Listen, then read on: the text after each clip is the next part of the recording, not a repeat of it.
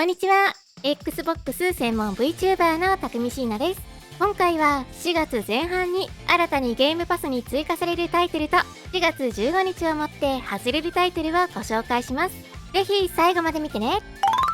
ボーダーランズ3アルティメットエディション4月3日からゲームパスに対応します。Day1 ソフトではないためゲームパススタンダードにも追加されます。2019年に発売されたハクスラシューティング RPG の代名詞であるボダランシリーズの3作目ですね。とにかくはちゃめちゃな世界観とどんどんと武器を切り替えて撃ちまくる爽快感が魅力の作品となっています。最大4人までのフレンドと一緒にオンライン協力プレイも可能なので、仲間と一緒にヒャッハーするにはぴったりなタイトルですよ。また今作はアルティメットエディションとなるので、過去に配信された追加ストーリーやスキンなどの DLC も収録される形となります。 FPS が苦手な方でも楽しみやすい作品なので、未プレイの方はぜひ触ってみてください。ディアブロ3ディーパーオブソウルズアルティメットイービルエディション4月8日からゲームパスに対応します。こちらも Day1 ソフトではないので、ゲームパススタンダードにも追加されます。2014年に Xbox One 向けにリリースされたディアブロシリーズの3作目ですね。ただし今作は日本語には未対応となっています。サウスオブミッドナイト4月9日発売日初日からゲームパスに対応します。 Xbox ゲームスタジオファーストタイトルですね。アメリカ南部を舞台に様々な魔法の力を利用して困難を乗り越え世界を冒険していく三人称視点のアクションアドベンチャーゲームです。私は今年の2月に先行プレビュー版をプレイさせていただきましたので、その時点の情報でお伝えしますね。アクションについてはジャンプや空中ダッシュ、魔法や壁走りといった多彩な動きが用意されています。ゲームの作りとしてはフィールドを探索して収集アイテムを探しながら要所要所で敵との戦闘を行っていくような流れになっていて、オープンワールドじゃなくてオーソドックスなステージクリア型の 3D アクションゲームといった感じです。また敵との戦闘は基本的には定められたエリアでのみ行われる形で、ランダムでエンカウントすることはありません。戦闘では複数の敵を相手にする場面が多くて、通常の難易度だと敵の攻撃も結構痛いので、しっかりと回避して攻撃を当てていく必要がある作りになっています。ただ決して難しいゲームというわけではありませんし、細かい難易度設定も用意されています。今作特に魅力的なのはストップモーションアニメで描かれる世界と印象的な BGM で雰囲気作りが素敵な作品なので、世界観に惹かれた方はぜひ触ってみてほしいと思います。コマンドスオリジンズ4月9日発売日初日からゲームパスに対応します。第二次世界大戦を舞台に連合国の特殊部隊コマンドスを指揮して戦線突破や護衛、破壊工作といった極秘ミッションに挑んでいくリアルタイムステルスタクティクスゲームです。シリーズ20年ぶりの最新作となる今作ではコマンドスの始まりの物語が描かれていて、歯ごたえのある難易度や多彩な攻略法はそのままに、荒涼とした北極やメッサのアフリカなどで14のミッションを楽しむことが可能。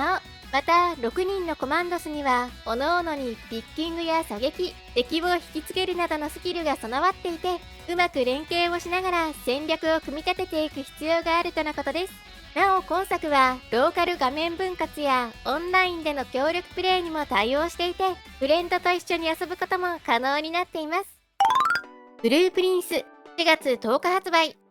日初日からゲームパスに対応します。毎日構造が変わる大邸宅を探索して存在しないはずの46番目の部屋を見つけるという一人称視点のパズルアドベンチャーゲーム。今作はドアを開けて別の部屋に行けるのは50回までと定められていて、この50回の移動を行うまでに目的地にたどり着くことが目的になっています。またドアの向こう側となる部屋を自分で選択するようなシステムとなっていて、ドアを開けるための鍵や特定の部屋に入るためのクリスタル、そしてアイテムを購入するためのコインなど、うまく必要なアイテムを入手しながら部屋を進み攻略していくことになります。そして行き詰まってしまったら構造が変わり、最初からやり直しとなってしまうローグライクのような作りになっているとのことです。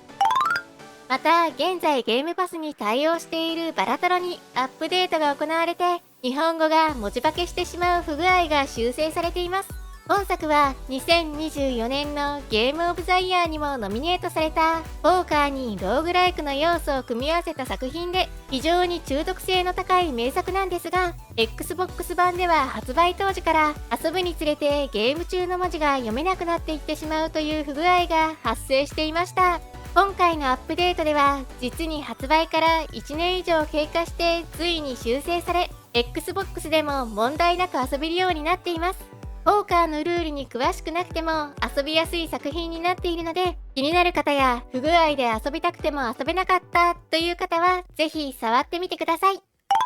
ここからは4月15日をもってゲームパスから外れるタイトルをご紹介します。オークスマストダイ3、追加から1年で終了となります。迫り来るオークやクリーチャーの大群から自軍を守り抜いていくアクションゲームです。ステージにトラップを設置してオークたちの侵入を阻止するタワーディフェンスの要素に、自身で剣や銃などを扱いオークを倒していくといったアクションの要素を組み合わせているのが特徴で、非常に爽快で遊びやすい名作となっています。結構中毒性があるので、未プレイの方はぜひ触ってみてください。オンライン2人協力プレイにも対応していますよ。ハロルド・ハリバット、追加から1年で終了です。彫刻や模型制作など手作業で制作されたビジュアルが特徴的なアドベンチャーゲームです。異星の海に沈んだ都市に匹敵するほどに大きな宇宙船を舞台に、主人公のハロルドとして友情と人生をめぐる物語を楽しむことができる作品になっています。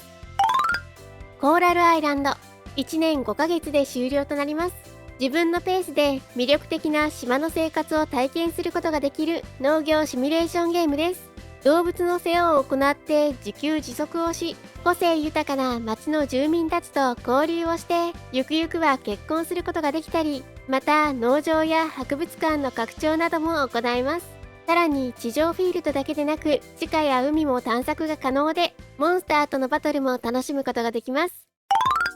ターボゴルフレーシング、追加から2年8ヶ月で終了となります。レースゲームとゴルフを組み合わせたスポーツレースゲームです。ロケットリーグをゴルフにしたような感じの作品ですね。今作のゴルフボールはとっても巨大で、ターボ付きの車を利用してボールを押して運んでいって、他のプレイヤーよりも早くゴールへのカップインを目指すといった内容になっています。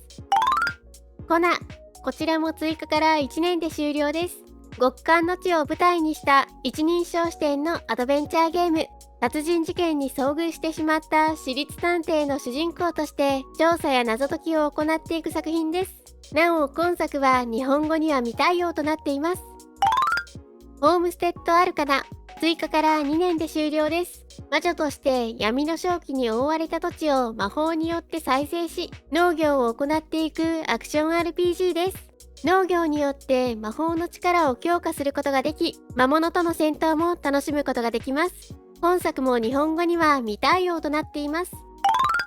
ボタニーマナー、追加から1年で終了となります。今回外れるタイトルの中では特におすすめの作品です。ビクトリア時代のイギリス式庭園を舞台とした一人称視点のパズルアドベンチャーゲーム。植物学の書籍を完成させるために研究に励む学者として、本やポスター、手紙やからくりなど屋敷の中に散りばめられた植物の育て方のヒントを見つけ、自身で植物を成長させることによって先に進めていけるようなゲームとなっています。ボリュームはコンパクトで難しすぎず遊びやすい内容の名作なので、未プレイの方にはぜひ触ってみてほしいです。ということで今回は4月前半に新たにゲームパスに追加されるタイトルと4月15日をもって外れるタイトルをご紹介しました。私のチャンネルでは今後も Xbox の最新情報や製品紹介、レビューを行っていきます。よかったらチャンネル登録と高評価していただけるとすごく嬉しいです。X の方でも情報発信しているのでフォローしてね。それではまた次回の動画でお会いしましょう。またねー。